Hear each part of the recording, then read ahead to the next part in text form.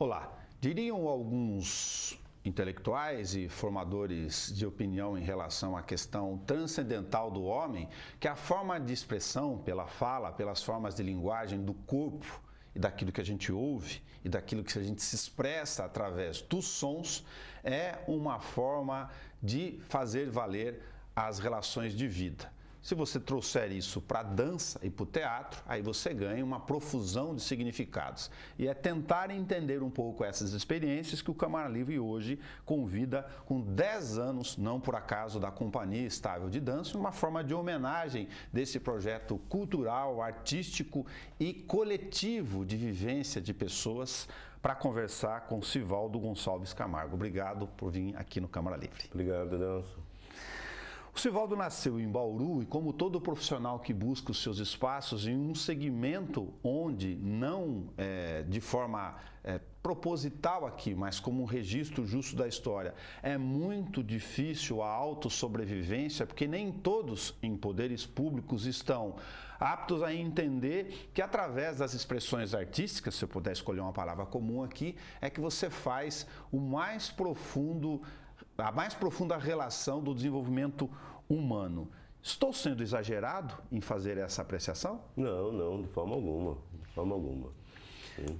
Como que isso surgiu na tua vida em particular, Sivaldo? A gente vai chegar lá nos 10 anos da Companhia Estável de Dança para prestar até uma homenagem através disso. Mas isso brotou em você em que instante? Você tem uma memória afetiva de infância para demarcar o tempo aí? Não, eu diria assim, eu me envolvi na época com o movimento estudantil, na antiga Fundação Educacional de Bauru, e aí, por meio do movimento estudantil, eu comecei a trabalhar com o cineclube. Fui cineclubista, década de 80, e isso foi me aproximando das artes, né? Por meio do cineclube, o cinema trouxe o teatro, trouxe a música de uma forma mais intensa, e também a dança, né? Tudo assim o início mesmo foi uma apresentação do Balé Estágio no Bauru Tênis Clube, que não existia o teatro ainda. E aí eles dançaram Quarupi, né, que é aquela festa dos índios do Xingu, um trabalho assim fantástico. E aí, a partir disso eu comecei a ver a dança como algo, né, que me chamou muita atenção a partir desse trabalho. E aí fui indo para o teatro, né? E o teatro trouxe a dança, como você disse, aí eu fui para São Paulo, né, para profissionalizar, para ter uma formação, né, mais intensa, tanto na dança como no teatro, e estou até hoje, já há 42 anos. Se a gente sublimar um pouco a expressão dança, da relação com o corpo, com sons, né, com a forma que a gente se relaciona com o universo através dessa formatação artística, as pessoas podem falar, puxa, mas teatro, dança é um nível de especialização, lógico, muito específico. O que eu quero dizer é que todo mundo, em algum nível, dança ou mexe com o seu esqueleto em casa, né? Com a sua formação meio antropofágica, às vezes, enfim. Você acha que as pessoas, como um profissional consolidado no meio, têm noção disso? Que quando eles estão lá na sala, dentro do banheiro, eles estão fazendo de alguma forma isso que você desenvolve num outro nível? Sim, a dança, ela está ligada ao ser humano desde os primórdios, né? É natural do ser humano esse movimento todo. Você tem a dança nos rituais, né? Você tem a dança como lazer, você tem, enfim, faz parte, né? A diferença é que, a partir do século XV, né, com a criação do balé, começou-se a trabalhar o que hoje a gente chama de dança acadêmica, né, que é um trabalho metodológico, né, e aí, a partir desse trabalho, foi criando vários estilos de dança. Hoje você tem a dança contemporânea, você tem o jazz, né, passou pela dança moderna. Enfim, a evolução de várias modalidades, mas o princípio começou lá no século XV, essa dança acadêmica, né? Que ele institucionalizou o ensino da dança, sabe? Então, Foi aí que a diferença da dança espontânea, da dança popular, claro, com a dança acadêmica. Que está presente na nossa vida em algum nível aqui. Agora, se olhar do ponto de vista apenas de um recorte histórico aqui, rápido, você tinha a dança, é correto dizer que era mais aristocrática, elitizada, eu digo lá ainda na Idade Média, talvez, dos grandes castelos, monarquias e controles de poder, onde dançarinos eram chamados para agradar ou fazer festejos para o rei ou para a rainha?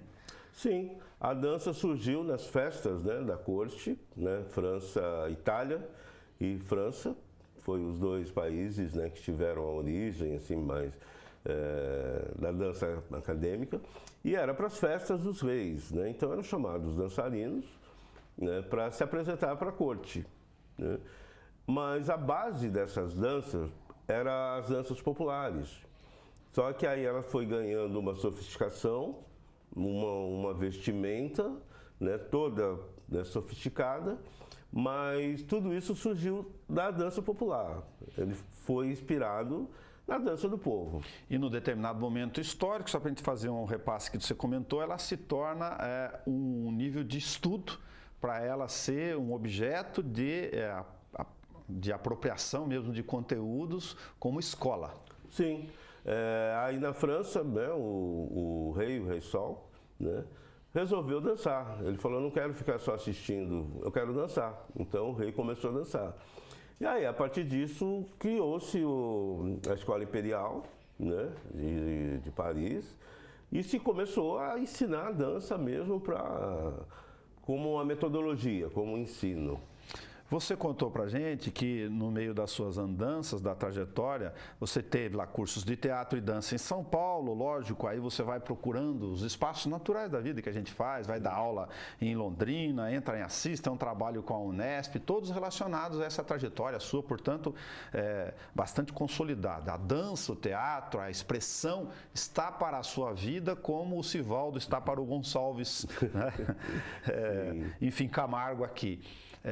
Neste momento dessas fases aqui, você já tinha assumido isso como um projeto de vida, pessoal? Sim. Eu fui para São Paulo, fiz o curso de teatro, ao mesmo tempo trabalhando com dança, estudando dança nessa primeira parte. Aí eu voltei para Bauru e criei um trabalho que foi um grupo de teatro popular aqui na cidade. Tá. Chamava Grupo de Teatro Popular Instrumento. E aí, a partir desse grupo de teatro popular, né, eram pessoas que nunca tinham feito teatro, e aí a gente tinha uma linguagem popular, foi um trabalho bem interessante para mim aqui em Bauru, e que retomou aquela coisa do movimento estudantil lá atrás, né, só que em forma de arte, em forma de teatro, né. E aí, a partir disso, eu criei o grupo de teatro Azeite de Mamona. Azeite de Mamona. Foi um grupo, a gente trabalhou durante 4 anos aqui em Bauru, né? Fizemos vários espetáculos, entre eles Tropicália Bananas ao Vento, que é um musical, que foi remontado agora com a companhia. Legal. E esse musical, assim, a gente participou de festivais, né, nacionais de teatro, né, em vários lugares. Muito legal. E quando nasce, isso tudo vai formando um embrião, né? Lógico, vai tomando corpo aqui, para usar a expressão em mais de um sentido. Aliás, estamos falando do corpo, né? Parece quase uma obviedade aqui dos sinônimos. Mas a Companhia Estável de Dança em si surge o quê? Lá no final da década, antes de 2000, 2000 e pouco, 2009, 2008? Sim, em 2009 foi feito o embrião do projeto. Tá. Foi na época do governo Tuga. Nós tínhamos um limite de teto de gasto que não poderia se contratar e surgiu uma demanda muito grande para alunas de balé. Então a ideia foi que seria formada uma companhia com bailarinos bolsistas, então eles não eram funcionários. E aí a metade da carga horária eles teriam aulas, ensaios, e a outra metade eles dariam aulas, né, para suprir essa carência. Tá. E esse projeto ficou durante 2 anos rodando entre Câmara,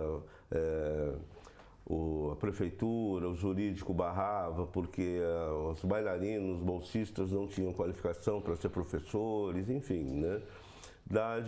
E aí em 2011, o Rodrigo, o Elson Reis, que era o secretário, me convidou falou, ó, existe um projeto aqui que faz 2 anos que está... Você não quer tentar, né, desenrolar ele, que a gente queria continuar com esse projeto da companhia. Aí eu peguei, trabalhei ele, tirei, já não existia mais essa necessidade, né, já tinham sido contratados professores de dança, então não era mais importante isso. O importante era ter a companhia. Entendi. E aí eu remodelei nos moldes da orquestra e da banda, né? Então, os bailarinos bolsistas têm uma faixa idade, uma faixa etária de 14 a 21 anos, 6 anos de estudos de balé, e hoje eles recebem uma bolsa de R$600, né, por 20 horas de aulas e ensaios. Entendi. Seriam 4 horas por dia. Mas não preciso mais, como no formato original, dar aulas ou passar alguma orientação. Eles vão lá para aprender e exercitar. Sim, e se apresentar. Né? E se apresentar. E recebem também todo o material de trabalho, colã, sapatilha, meia, né? Os figurinos também. Todas as viagens da companhia são bancados, né, pela prefeitura, pela secretaria. E aí começamos, né, o trabalho. E aí em janeiro... em setembro ou outubro passou pela Câmara, foi aprovado e no final do ano o Rodrigo já sancionou e virou lei. 2012. Final de 2011. Tá, né? Mas como existência já nesse formato em 2012, por isso de 2011 para 2012 os 10 anos que estamos registrando aqui. Aí em fevereiro fizemos a primeira audição da companhia, né? Porque pelo projeto, né, isso é uma coisa legal que até hoje a gente procura manter, a banca sempre vem de fora de Bauru. Legal. Quem escolhe, né? Os bailarinos, bolsistas, sempre são profissionais qualificados de São Paulo, né? De outras cidades. Né? Isso dá uma lisura para a gente. Pessoalidade aí na questão da seleção. Né? Porque aqui todo mundo conhece, todo mundo que dança, né? Então isso você não tem que ouvir aquela menina lá, filha do fulano, ou menino, filho do fulano. Sim, então vem as pessoas de fora. E aí, em fevereiro, fizemos a primeira audição, né? E depois, em final de março, a segunda audição. E começamos o trabalho com 8 bailarinas, né, selecionadas. E em 1º de setembro de 2012, estreamos a companhia. Foi o nosso primeiro espetáculo, que foi Sentir C.A., de Arilton Assunção, e Noite de Verdi, de Sérgio Bruno. Que legal, muito bom na memória também. Agora, você falando aí dos perfis de 14 a 21 anos, com 6 anos de estudo, da origem da trajetória, eles estudam o quê? Essa base, ou onde, basicamente, aí? Eles já estão em cursos que a própria estrutura da Secretaria Municipal de Cultura, que nós não conhecemos aqui fora, acabam oferecendo, já entra nessa carga horária? A Secretaria de Cultura tem a divisão de ensino às artes, né? E lá você tem, além de aulas de música, teatro, artes plásticas, você também tem aula de dança. Tá. E agora de circo também, não vou esquecer, né? Legal. Foi contratado o Marcelo, então foi inserido a arte circense, que é muito bacana. E nessas aulas de danças você tem essa formação, né? Tá. Além de também o trabalho das academias de Bauru, né? Nós temos algumas bailarinas que entraram, que vieram de academias, que queriam uma carga horária um pouco maior, que queriam um trabalho mais diferenciado, né? Lá na companhia são 4 horas por dia, de segunda a sexta. Você tem formação em teatro e dança, e eu vou sempre colocar no papel de leigo aqui, que é o meu papel, né? Até para ajudar a transpor essas informações para o público, né? Difundir em algum grau, em alguma maneira. Lógico, dança, é óbvio, expressão do corpo. Em que ponto você ter noção sobre representação, a questão dos conceitos de teatro, ajuda nessa escala para a dança em si? Olha, a questão do teatro, ele ajuda muito porque o teatro tem uma forma de reflexão muito interessante, né? Ele geralmente faz alguma reflexão sobre algum assunto, ele questiona alguma coisa. E eu sempre tento ligar isso com a dança, com o movimento. Entendi. Assim, a gente sempre fala, né, que a dança ela tem que transformar também, como o teatro. Legal, eu digo isso porque se for olhar assim muito de forma crua, você vê os movimentos da dança, que lógico que existe uma escala gigantesca para conseguir a perfeição, ou próximo à perfeição, daquela anatomia, do fundamento do movimento para que ele saia. daquele jeito que ele foi previsto. Agora, você olha para a trilha sonora, né? E você sabe que eu gosto de sons e relação de sons para mim tem uma infinidade de significados. Eu não consigo ouvir um som sem pensar em um conteúdo, em algo que mexe por dentro. Aí, se você jogar para o teatro para tentar transferir uma emoção através de uma informação, você forma um contexto gigantesco. Sim, sim. Isso que você falou a respeito dos movimentos, né? Nós temos claro assim que a base para você se tornar um profissional, né? Uma das, não a única, né, claro, mas uma delas é o balé clássico. Legal. Então é uma base sólida. A partir do balé clássico, o bailarino consegue receber outras modalidades, consegue trabalhar coreograficamente, vários estilos, né? Mas essa base ela tem que ser muito bem feita, né? Eu sempre falo para os alunos que nós temos as 4 operações básicas da matemática. Se você não aprende elas muito bem, lá na frente você vai ter dificuldade em alguma coisa, numa equação, qualquer coisa lá na frente, isso vai fazer falta. Legal. Então a base tem que ser muito bem trabalhada. E a base pra gente é o balé clássico. Tá. Até que ponto a questão da peso, corpo, leveza, perfis de tamanhos mesmo, biotipos, estão presentes nessa cintura fina, aí, vou usar a expressão também de sinônimo, para definir o futuro de um bailarino, né? Para ele saber, poxa, o Nelson tem 1,90 de altura, todo desengonçado, vou me usar como cobaia aqui, pô, ele gosta de dançar, mas não vai dar. Olha, assim, essa questão de peso... Ou isso é bastante superado já? Não é bem assim? Mudou bastante. Tá. Hoje isso já é uma coisa que, né, sofreu várias alterações. Essa coisa do tamanho, peso, né, o caráter e a personalidade hoje pesa mais que isso. Que legal. Sabe, assim, né, na dança. O que a gente se reserva às vezes as pessoas têm alguma dificuldade física que vai impossibilitar de receber a técnica do balé clássico. Entendi. Né? Aí, assim, a gente percebe que ela vai sofrer muito e não vai conseguir um resultado. Entendi. Né? Independente de tamanho, de peso, né, de estatura. Aí a gente fica assim com essa reserva. Né? E como é que vocês conciliam hoje outra de tantas curiosidades aqui? O fato de ter os adventos das academias, o maior grau, menor grau, tem tanta modalidade, né? Tem gente que pega pneu no crossfit, não nada contra o crossfit, só para citação aqui, bota nas costas e fala, puxa, essa pessoa vai romper um bico de papagaio, que não é possível que essa vértebra substitua. Tô falando isso porque você tem ali, talvez uma palavra quase natural de sinônimo, quando você vê a dança com aquela beleza plástica, fala, puxa, isso é leveza, né? E aí o cara vai lá e fortalece o músculo, tal. Se essa rigidez própria de exercícios físicos, até que ponto concorre com a leveza aqui como instrumento da dança? A técnica da dança, não só o balé clássico, né, mas principalmente, mas outros estilos, ela tem não é à toa que ela surgiu no século XV e até hoje. Ela se mantém praticamente da mesma forma. Legal. Né? Então, assim, os bailarinos precisam de muita força. As bailarinas precisam de muita força para poder subir nas sapatilhas de ponta, né, para equilíbrio, muita força. Só que, ao mesmo tempo, esse corpo do bailarino ele não pode estar atrofiado.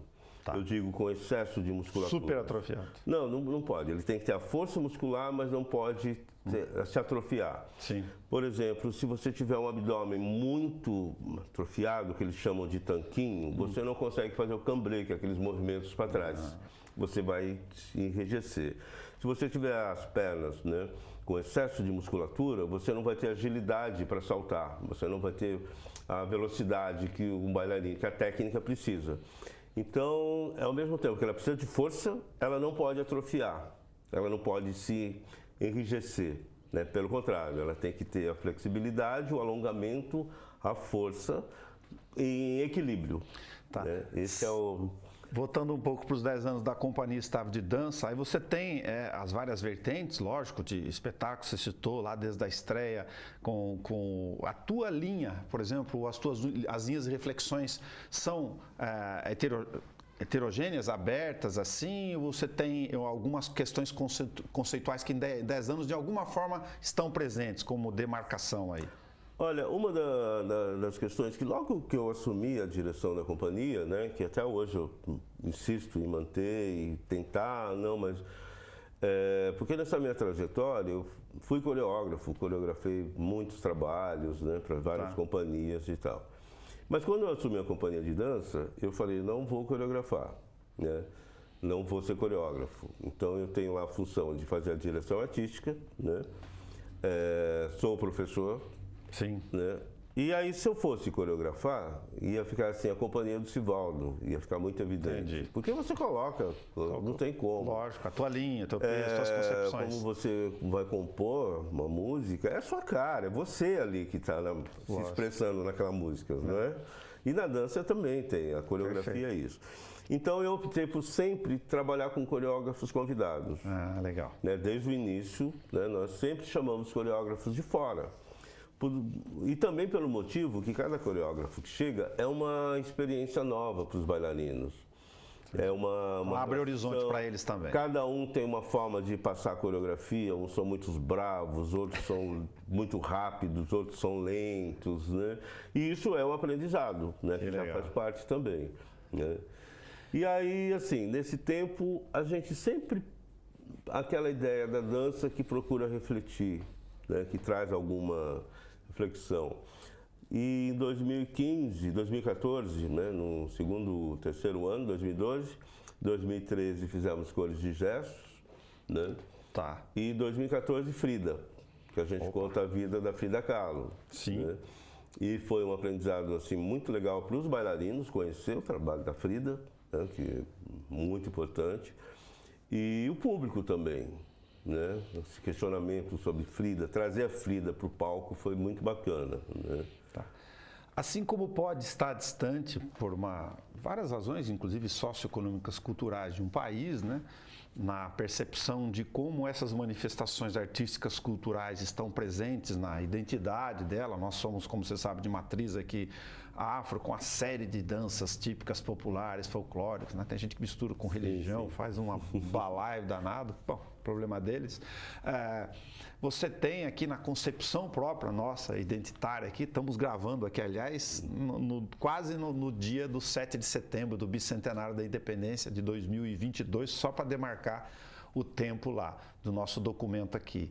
E aí você tem dentro do brasileiro em si um sincretismo natural, né, arraigado com essas várias coisas. Quem vai dizer que não tem lá um pedacinho do gênio dos ancestrais afros lá dentro de si, claro, né? E com as misturanças todas boas. Trocando isso para a dança, eu estou querendo fazer a seguinte apropriação. O público nesses 10 anos, você vai formando nichos naturais daquele que já tem essa sensibilidade, assim como ele vai num museu, olha em quadro e fica tempos, horas, às vezes fazendo a percepção daquilo com a dança. São segmentos mais específicos, não tão de massa como, por várias razões, o país tem, ou é outra realidade? Olha, nesses 10 anos, uma das vertentes da companhia é formar público para dança. Né? Nós tivemos uma apresentação recente e a casa estava lotada. Que legal. E isso, nós tínhamos 5 bailarinas em cena, né? E o público lotado. Então não é um público que foi lá pai, mãe, namorado assistir. Tá. Sabe? Foi o público que foi para ver dança, né? E nesse trabalho desses 10 anos, a gente procurou diversificar. Assim, atingir alguns públicos, né? Vários públicos. Por exemplo, teve um ano que nós montamos um espetáculo, foi Baluarte, quando teve o centenário do samba. Tá. Né, que se comemora o centenário pela primeira gravação Pelo Telefone, do Donga. 17, né? Nossa, 17. 17. Isso. E aí nós montamos Baluarte, que é um espetáculo que conta a história do samba. Muito bom. E com esse espetáculo, nós atingimos um público que não iria ver Frida, que não iria ver a companhia de dança, mas que foi porque tinha uma ligação com a música, com o samba, né? Fizemos alguns projetos com as escolas de samba. Legal. Né? Então essas conexões já estão aí no meio. Sim, então a gente tem esse cuidado mesmo de... Nós temos um espetáculo que a gente remontou, de sertaneja, da Iola Guimarães, né, que é uma grande maestra aqui da cidade, né, junto com Rutinhã, com Dalva, com Lucila, né? E ela nos permitiu, eu remontei sertanejo, que conta a história do homem do campo. Legal. Né? que tem Beijinho Doce, sabe? Das Irmãs Galvão. Sim, né? Interpretaram. É um espetáculo assim. E esse espetáculo que a gente montou, nós apresentamos nos abrigos de idosos. Que bom. Né? Vila Vicentina, de todos os lugares. Fizemos na região toda, praticamente, em abrigos. Então, é um público que não iria no teatro, né? Que não iria conhecer a companhia nunca, se não fosse esse trabalho, né, que a gente busca. Muito bom. A gente falava aqui que nesse tempo, né, da trajetória, 10 anos do ponto de vista histórico é uma criança, né? Embora tenha uma demarcação de quanto é difícil a labuta aí para ficar 10 anos em pé lá, e você sabe muito bem disso, de todos os desafios. Mas também para homenagear os 10 anos, as pessoas podem estar se perguntando aqui, eu fiz essa reflexão com o Sivaldo aqui para colocar agora na nossa conversa, que se você tratasse a dança do balé clássico, há uns anos você tinha filhos basicamente de classe média, né? Meninos e meninas, que iriam para alguma academia e tal, porque tem um status social. E você falava dessa transformação disso agora, né? De chegar lá na periferia, a mãe daquela família humilde, simples, fala, poxa, minha filha vai fazer balé. Através de um programa municipal. Até algum tempo atrás, isso era um status social mesmo, dizer que a filha fazia balé. Né? Muitas vezes a filha não gostava de balé, era até obrigada a fazer. E acontecia também ao contrário. Às vezes uma menina muito talentosa, né, falava para a família que queria ser profissional. Aí a família falava, não. Vai estudar, vai ser engenheiro. Vai estudar, sabe... Isso daí não dá futuro, era o que tinha. Esse sonho migrou para a classe média, classe mais baixa. O sonho de ver a filha fazer balé. E mais, o sonho dela ser bailarina, dela se tornar uma profissional. Então, essa possibilidade da filha estar fazendo aulas de balé, né, virou uma ascensão social, virou para ela uma oportunidade de vida. Né? Então, elas agarram isso com uma força muito forte. Sabe, de empenho, de disciplina, de dedicação, né? Temos alguns exemplos, né? O Marcos Arantes é um deles, né? Como coloquei. Sim. Ele chegou na companhia vindo do hip hop e era de um assentamento de sem terra, né? E no começo foi muito difícil essa adaptação, por disciplina, por a metodologia ser uma coisa muito diferente, né, do que ele já tinha visto. Mas logo ele entrou, tipo, muito talentoso, e aí foi fazer um curso de férias na cidade de Salto, e lá ele ganhou uma bolsa para Vancouver, no Canadá. Né? Então ele saiu do assentamento do Sem Terra e foi direto para o Canadá, Vancouver. Aliás, os 4 bailarinos da companhia, 3 bailarinos, o Marcos ganhou, o Guilherme ganhou uma bolsa para Vancouver e o Thiago também, os 3. E a Bel ganhou uma bolsa para a Alemanha. Né? E além disso, a gente não pode deixar de tocar, além dessa questão da mudança de percepção, né, de famílias, por várias razões, né, cada um que tem a sua liberdade de fazê-lo, mas na relação pais e filhos aí, da migração do status social em relação aos meninos, né? Para a dança. De pegar o menino, não vai dançar balé, não, por razões inclusive de posicionamento, né? Enfim. Sim, na minha época eu enfrentei muito preconceito, né? Imagina isso há 40 anos atrás. Sim. Você falar que fazia balé, né? Era um preconceito muito forte. Hoje isso, felizmente, já... Está dissipado. Está dissipado. Existe, né? Mas já não é como foi, né, há um tempo atrás. A hora que você estava falando do menino, que nem o Marcos Arantes, e esses meninos todos que estão, enfim, bolsistas, saiu do assentamento direto para o Canadá, então você vê a questão, de um lado aí, do trampolim do preconceito que a gente estava falando antes, né, de enxergar isso como um sonho também de ascensão social, né, de estratificação. Imagina lá na periferia, minha filha vai fazer dança, vai ser uma profissional do meio, né? Não só do sonho da mãe que não pôde ser bailarina e ver na filha eventualmente ou no filho essa transferência, mas eu ia falar de um outro elemento aqui. Nós temos nesta fase contemporânea, como se sabe, o street dance na rua, os meninos que dançam em maior número, e lá tem a questão do improviso, de lidar com o corpo numa outra projeção. Está correta essa distância de quando ele vai para o balé, ele tem que reinterpretar essa forma do conceito? Sim. São 2 linguagens bem diferentes, eu diria para você assim, para a gente o público entender, tipo assim, você toca bossa nova e de repente começa a tocar rock and roll. Bem, boa. Né? Ambos são música. Ambos são músicas maravilhosas, né? Você sai do rock and roll e vai trocar um instrumento de uma música clássica, né? Os dois são músicas, mas são coisas diferentes que você tem que realmente falar, não, agora o rock foi muito bom para mim, mas agora o meu foco é esse, então é um outro caminho, né? Sim. Então eu falei a música porque você... Eu gosto de música, lógico, né? Então.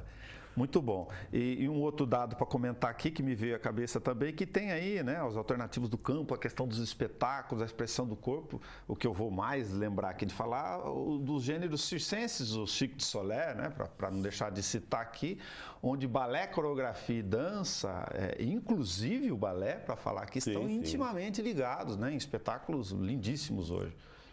Um exemplo disso é a Deborah Coker, né, que tem a companhia, e ela que já coreografou para o Cirque du Soleil, fez a abertura das Olimpíadas, se eu não me engano, foi acho que das Olimpíadas, que ela fez a coreografia. E na companhia dela, assim, é o mesmo estilo. Só que os bailarinos fazem aula de balé clássico todos os dias. Para você entrar na companhia dela, você tem que ser um bailarino clássico. Apesar de fazer aquelas coisas, acrobacias, né, que ela usa, todos aqueles elementos, mas a base é o balé clássico, né, para você poder estar na companhia dela, né? Então é um exemplo disso, né? O corpo tem um processo natural, né, do envelhecimento. Eu consigo dançar de forma longeva, lógico, não no mesmo nível, mas proporcional à idade durante muito tempo? Olha, isso varia muito de pessoa, sabe? Não tem uma... Biotipo, genética, uma série de questões. Não tem uma... não sei, uma regra, assim. Tá, a partir de 30 anos você não pode mais, a partir de 40, nós temos exemplos aí, Ana Botafogo, foi a primeira bailarina do Rio de Janeiro, né? Até os 50 anos, quase. Né? Temos exemplos, assim, bem... Né? Sivaldo, o que é se expressar pelo corpo através da dança para você? Eu sei que isso acaba sendo muito complexo, mas o que viria à sua cabeça de bate-pronto? Olha, é tentar passar para o público, né, uma emoção que você estuda, que você vivencia, que você... sempre falo para o elenco que a dança não é uma coisa de louco, sabe? Uma coisa de louco mesmo, porque você fica 3 meses... criando, ensaiando horas e horas, e isso passa a hora que você chega para o público, parece que assim, em fração de segundos, né? Então você fala assim, só quem gosta muito, quem ama de paixão, é que se faz isso, né? Se dedica à dança. Muito legal. E o movimento é isso, é você passar a emoção para o público, né? Nós tivemos um exemplo muito recente, disso que você está falando, né? Nós montamos em 2019 Morte e Vida Severina. Muito bom. E o público saiu impactado, sabe?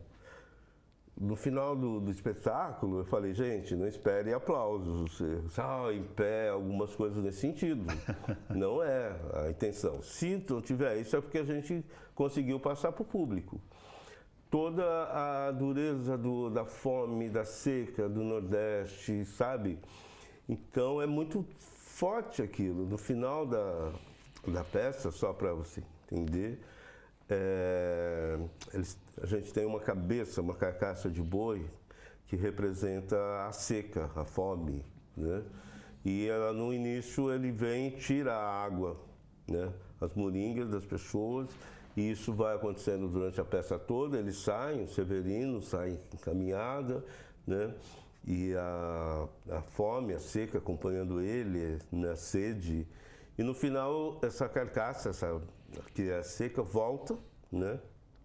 Com as moringas, assim, e eles pensam, só que tem terra dentro. Então, a hora que eles despejam, aquilo é terra. E o elenco, os personagens estão com tanta fome que eles começam a comer a terra, tanta sede. Porra. Então a gente termina assim, é impactante. Poxa. Né?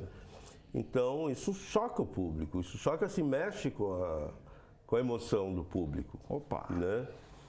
Assim como Carmen, no final, morre, né, na obra Carmen, que nós remontamos também, né? As pessoas têm uma identificação muito forte com ela. A Carmen é uma pessoa, né? Sim. Um personagem maravilhoso. E a hora que ela morre, o público também sente isso, essa emoção, né? Então é mais ou menos esse caminho assim, que a gente procura seguir, né? Sivaldo Gonçalves Camargo, vida longa, Companhia Estável de Dança. Obrigado, Nelson. Obrigado mesmo. Tá? E muito obrigado por ter vindo aqui fazer esse recorte conosco. Não se conta uma história tão longa, com tão pouco espaço de tempo. Espero que a gente tenha sido Sim, a companhia, aqui. Nós temos 4 vertentes, né? Assim, desde o começo foi pensado. Primeiro, produzir espetáculos de qualidade, sempre de forma gratuita. Sempre, né? Isso foi o primeiro ponto, né? Produzir espetáculos, formar um público. Depois nós temos a formação dos bailarinos, né? Nesses 10 anos, muitos conseguiram o registro profissional, o DRT. Legal. Com bailarinos, né? Por meio da companhia, por meio de estudo, de trabalho. Depois nós temos alguns projetos sociais, né? Que é dançar em hospitais, abrigo de idosos, fazer esse trabalho, atingir as escolas, né? Então esse trabalho também. E o último, que é preservar um pouco a história da dança de Bauru, colaborar com isso. Então todos os anos nós fazíamos uma homenagem a uma grande maestra da cidade, né? Fizemos homenagem à Dona Rutinhã, né? A Iola, a Dalva Correia, a Lucila Teixeira. Então todos os anos nós estamos procurando trabalhar a história da dança, não deixar se perder, né? Função da companhia também. Muito bom. Obrigado por ter vindo aqui. Eu que agradeço, Nelson. Obrigado mesmo. Obrigado. Hoje no Câmara Livre a gente conversou com o Sivaldo Gonçalves Camargo. Mais do que traçar trajetórias através da experiência dos nossos convidados, a gente quer também, de certa forma, oferecer você nessa missão pública uma forma de olhar o mundo um pouco mais, quem sabe, diferente. Não fique enrijecendo o seu corpo e muito menos o seu pensamento. Abra-se. A vida é para dançar. Até.